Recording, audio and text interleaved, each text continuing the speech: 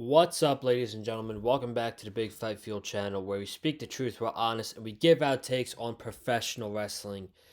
It is Friday night, April 4th, 2025, and tonight we are talking Friday Night Smackdown from Chicago on the road to WrestleMania, 2 weeks away, and tonight was all about the favor.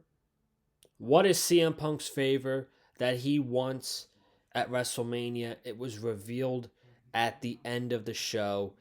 And folks, I can't lie. I feel let down.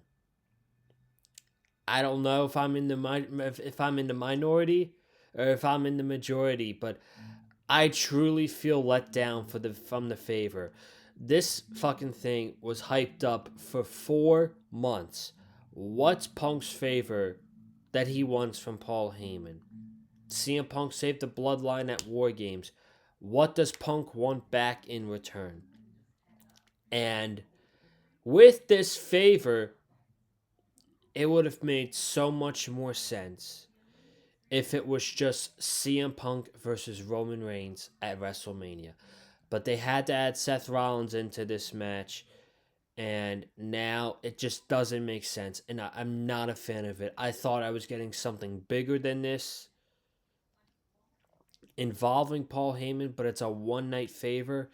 I'm not a fan. I feel totally let down from it.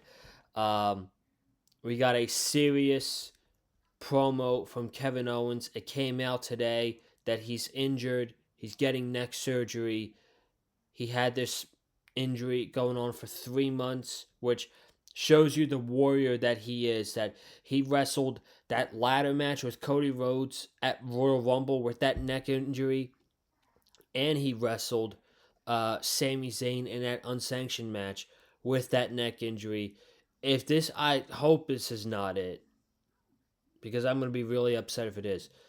But if it is it for Kevin Owens, he will go down as an all-time great in the WWE. His work is very much appreciated. And I hope this is not the end of the road for Kevin Owens. And then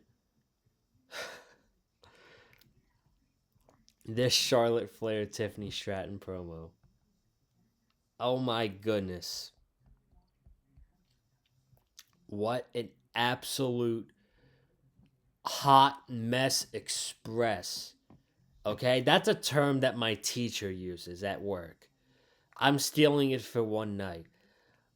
This segment between Tiffy Stratton and Charlotte Flair was a hot mess express. And it was to the point where I'm going to pull it up right now. WrestleVotes tweets out during Smackdown, and WrestleVotes never tweets out during the shows. WrestleVotes tweeted out that Charlotte and Tiffany said very little of what was in the rundown for them. The segment was off script. Yeah, no shit. Now we are going to see truly how much power Charlotte Flair has backstage, politicking against Tiffany Stratton. So, besides that, everything else was pretty much in the middle. Rey Fenix made his debut tonight. I don't know if you guys caught it, but it sounded like the exact same soundbite that they used for Logan Paul's entrance, except they used Animo for Rey Fenix. But he had a match against Nathan Frazier, one half of the NXT Tag Team Champions. We'll talk about that. And I thank you guys so much for joining me here tonight. It is a big weekend for the Big Fight Field channel. Obviously, as you guys are probably watching this, tomorrow is AEW Dynasty, and I will be at the show. Camera side, okay? Really good seats. So the vlog is going to be insane.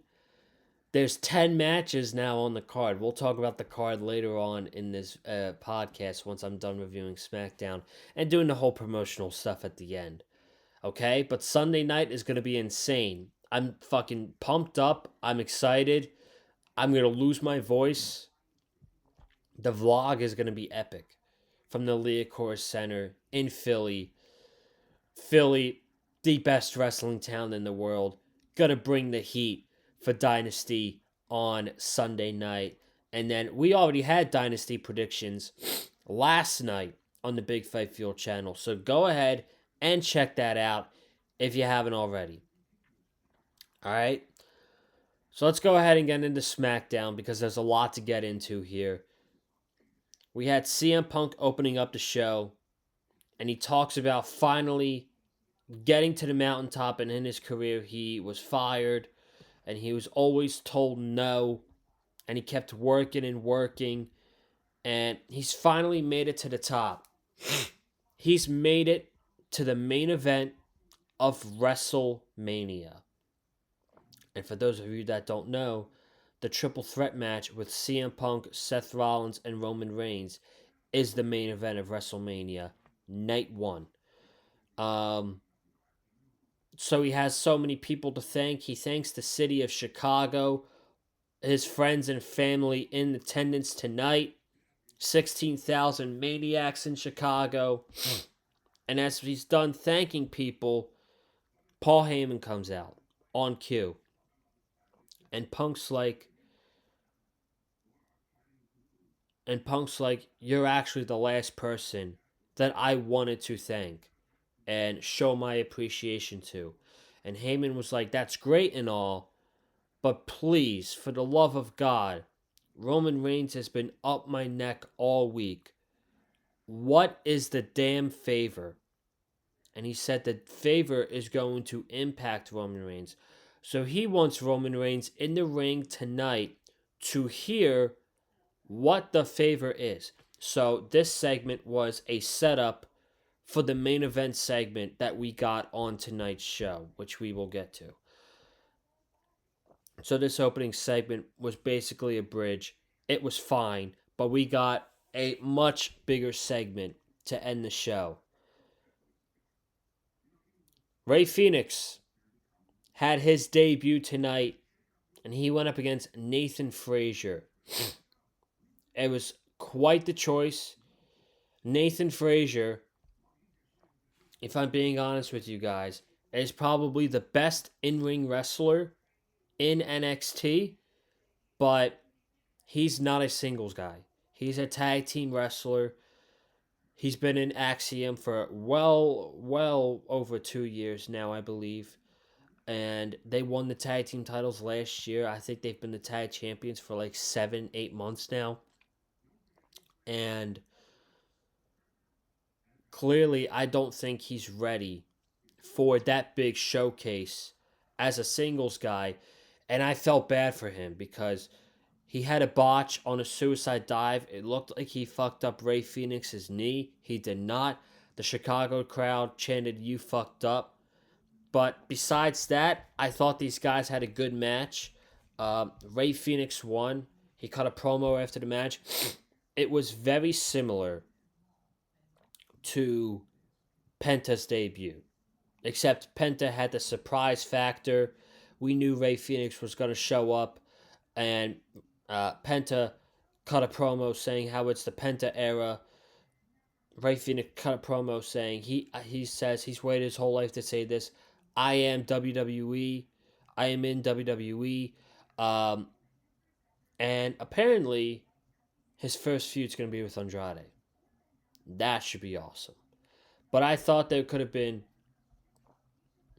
a more established name. Like, if they're doing Rey Fenix versus Humberto next week, Rey Fenix should have wrestled Santos Escobar tonight. That's my opinion, but I digress. The match was good. LA Knight went one-on-one with Tama Tonga. 10 minutes. BFT. Clean. And we wait later on in the night because we have a last man standing match with Braun Strowman and Jacob Fatu. And the winner challenges for the United States Championship at WrestleMania. And here we go. Oh boy. This fucking promo between Charlotte Flair and Tiffany Stratton. This went 7 minutes. Charlotte Flair was rattled. She quit mid promo because of the words from Tiffany Stratton, and the Chicago crowd was constantly booing her this entire segment. Constantly. So Wade asks Charlotte the question why she chose Tiffany. And she says she hasn't done charity work in a while. And it's time to remind people that there's no comparison to Charlotte Flair in the WWE. And Tiffany gets a cheap dig. Did you get your woo in? I didn't hear your woo. And he says, your arch nemesis, your entire career, hasn't been any opponent. It's always been the fans. And then Charlotte is cutting this promo, and the crowd is constantly, non-stop booing Charlotte Flair this entire segment. Charlotte's like, this is so cool. Tiffany is gonna win. She said Tiffany is gonna win.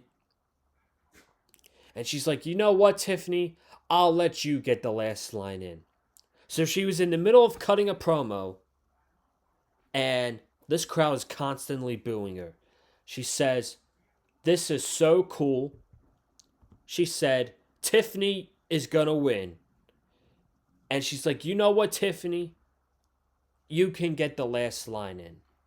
So whatever promo she was supposed to cut, she completely forgot it because she was so fucking rattled from the crowd in Chicago who would not stop booing her this entire segment.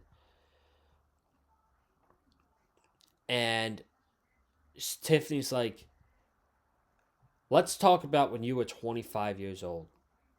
When you were 25 years old, you were a volleyball recruit drinking in your father's basement. And she says, when I'm 25 years old, she says, I'm 25 years old, and I'm walking into WrestleMania as the WWE Women's Champion. That's what I'm doing. And she says, after I beat you and keep this championship at WrestleMania, you're going to walk in the same way that you are now outside of here alone. She said, you were 4-3 at WrestleMania, but out in the world, you're 0-3. And the crowd gave a big ooh, and Charlotte's face, her face was starting to get beet fucking red. Her face was beet red, and Tiffany got out of the ring immediately, and Tiffany started walking to the ramp, holding her title, and Charlotte's like, is that why Kaiser's been in my DMs? No way that was a part of the segment. No way. The line about Charlotte being 0-3 and Kaiser being in Charlotte's DMs. No way that was supposed to be a part of that segment. I don't know if Charlotte and Tiffany have real life beef. They probably do now after this segment. Let's be honest. They probably do. We're going to truly find out how much power Charlotte Flair has in WWE, because there's no fucking way she should come out of WrestleMania as the women's champion. But we're going to find out. And we got 2 weeks left We're not that far away. Most of these segments that they've done have not been good. I haven't been enjoying the build for this match or the story. Well, I don't even know the story they're trying to tell. Keep these two away from each other. Please. We don't need any more segments before WrestleMania. We're good. We're good. Let's just get them to WrestleMania. Tiffany wins. And let's just move on with all of this. It's time to move on. This is not good. This was a hot mess. We had Motor City against DIY, number one contender, and Motor City won. It's just a cycle of tag teams going to face the Street Profits. It's not really that exciting, but the match was fine, I guess. We had Naomi one-on-one with B-Fab. Naomi got attacked before the match by Jade Cargill, and Jade threw Naomi in the ring, and B-Fab was on the attack. But Naomi won the match in about 9 minutes. And then Naomi and Jade got in a brawl, and Nick Aldis came out and was like, at WrestleMania, it's gonna be Naomi against Jade Cargill. Should be a fine match. And then Nick Aldis is immediately right back out there. They play a video package about Damian Priest challenging Drew McIntyre to a face-to-face next week to talk about WrestleMania. And Nick Aldis is right back in the ring. And he says, the hardest part of this thing is you work so hard to get to where you are now, and it all comes crumbling down on you. And he says it's happened to a bunch of superstars throughout their career. And it's very unfortunate for this one individual. And he introduces Kevin Owens. And Kevin Owens says he's been doing this for 25 years. And he has seen his heroes and legends go down with career-ending neck injuries. He says it's something I've never wanted to be a part of. And he says, always, what I never wanted to do is take this for granted. And I will never take the squared circle for granted. And he says, I was supposed to have a WrestleMania match in front of 50,000 people with Randy Orton, but now that can't happen, and that breaks my heart. He says, I spoke to doctors this week. The doctors found serious neck problems, and I must get surgery. He says, I don't know when I'll be back, but thank you. Randy Orton then comes out, and this is sort of out of character. He gives Kevin Owens the head nod, and Kevin Owens leaves. So, for anybody who thought this was going to be a work, it was not. It was a legit shoot. Kevin Owens is going to get neck surgery, and we legitimately don't know when he's going to be back. Again, I said this earlier, and I'll say it again. With him having the neck problems that he did, to have that ladder match with Cody Rhodes at the Royal Rumble, and then to have that unsanctioned match with Sami Zayn like a month ago at the Elimination Chamber, dude's a warrior, man. So, all the best to Kevin Owens and his neck surgery, and I hope to see him in a wrestling ring again in his career, man. But we've seen guys like Big E injure their neck, and Big E hasn't wrestled in nearly 4 years, so we don't know how long this is going to be, but yeah, man, it just sucks. But then Nick Aldis, he's in the ring with Randy Orton, And he says, Randy, with Kevin Owens on the shelf for the foreseeable future, you are now left without a WrestleMania match. And there's silence. And Randy is just standing there. And then, boom, he RKO's the SmackDown general manager. So maybe Randy Orton is going to face Nick Aldis at WrestleMania.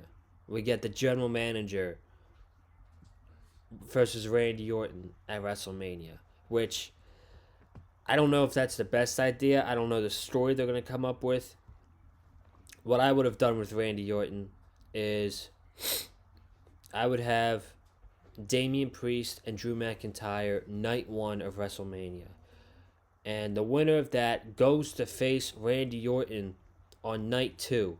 So presumably Drew McIntyre is going to win that match against Damian Priest. And Drew McIntyre just beat Randy Orton on SmackDown last week, I think. I think it was last week. So I would do Drew McIntyre and Randy Orton night 2. The winner is the number 1 contender for the WWE title. Randy wins. Randy gets a world title match against either Cody Rhodes or John Cena in his hometown of St. Louis, May 10th. That's what I would have done, but seems like they're going in a different direction. I digress. Last man standing, Braun Strowman and Jacob Fatu. I can't lie, again, the match was fine. I expected more. I don't know if I let myself down, but I probably did. I expected more from the match. This was really a 2-spot match.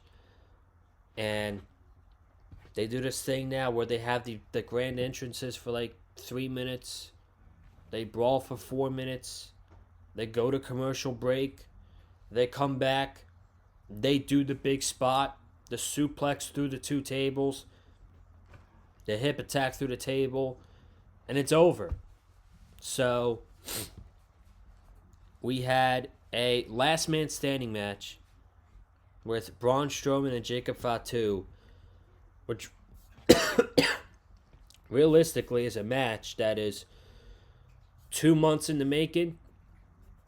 Since that Saturday Night Main Event angle that they did in January, this match is 2 months in the making. And to culminate this feud, we got a 13-minute last man standing match. Not a fan. What I am a fan of, though, is Jacob Fatu. He is awesome. He's going to WrestleMania to challenge LA Knight for the United States Championship, and he better whip his ass and take that title from LA Knight at WrestleMania because he deserves it. And then finally, Paul Heyman's waited all night for Roman Reigns to get to the arena. It is 10:45. The show's gone on for 2 hours and 45 minutes.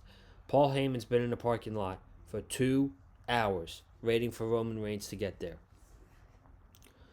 Roman finally arrives.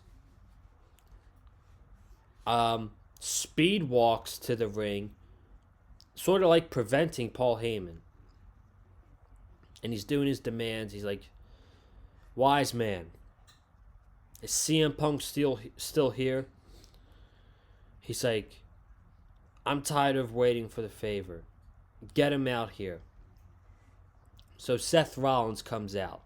And they sing his song and all that. And that's great. But this crowd, this Chicago crowd, this pro CM Punk crowd, did not give a shit about what Seth Rollins had to say. All they wanted was CM Punk to get out and say the favor. They start chanting, what's the favor? What's the favor? And Roman's like, I didn't call you out, Seth. I called out Punk. And Seth's like, I came out here to listen to what Punk's favor is. So let's get him out here. And Punk comes out and he starts cutting this promo about 25 years ago in Louisville, Kentucky when he was with Paul Heyman. And he was about to get fired from an indie wrestling promotion, and Paul Heyman said no. And then on the bus, it was Punk, Paul Heyman, The Big Show, and Rob Van Dam. I think they were in London, he said. And he said that, again, he feels like he's going to get fired. And Paul Heyman's like, well, they're going to have to deal with not just you. They're going to have to deal with us. And he says, now that those people are not here, they have the people in the back and your boy, the tribal chief, they have to deal with us. And he says at WrestleMania, Paul Heyman will be in my corner. And Roman's like, you better tell him no. And Paul's like, I kept a promise, and promises must be kept. So Roman Reigns is wise man. Paul Heyman will be in CM Punk's corner. And Roman gets laid out with the GTS to end the show. Some people are going to be okay with it. Some people are not. Again, I don't know if I'm in the majority or if I'm in the minority, but I was let down by this. This favor has been talked about for 4 months now. And obviously it was going to be related to WrestleMania. And we waited 4 months. This favor from CM Punk has been hyped up for 4 months. Just for it to be, I want your manager in my corner. I'm sorry, but I feel so let down by that. That could have been so much bigger. The winner is inserted to the Night 2 main event with John Cena and Cody Rhodes. If I beat you at WrestleMania, I'm taking your manager, I'm taking your wise man forever. Not just one night, forever. I'm taking him with me. You don't have your supportive guide. They could have done so much more with this. It could have been so much bigger than it was. Maybe I'm just overreacting. I don't think I am. But I felt let down. And it decreased the overall value of the show for me. It wasn't a bad show. It certainly wasn't a good show. It was fine. It was okay. So that's all I got. And I'll see you guys Sunday night at Philadelphia. I will be vlogging at Dynasty. It is Sunday night at the Liacouras Center. I expect to get home really late in the wee hours of Monday morning, but damn it, it's going to be worth it. A 10-match card, AEW Dynasty. I can't wait. Comment down below your thoughts on Smackdown. Hit the like button if you like what you heard from me. Follow me on Twitter, Conlon_Joseph. I'll be posting so much content from the Liacouras Center on Sunday night. And, of course, don't forget, subscribe. All right? I'll see you guys Sunday. Have a good weekend. Stay safe. And, as always, stay classy. Peace.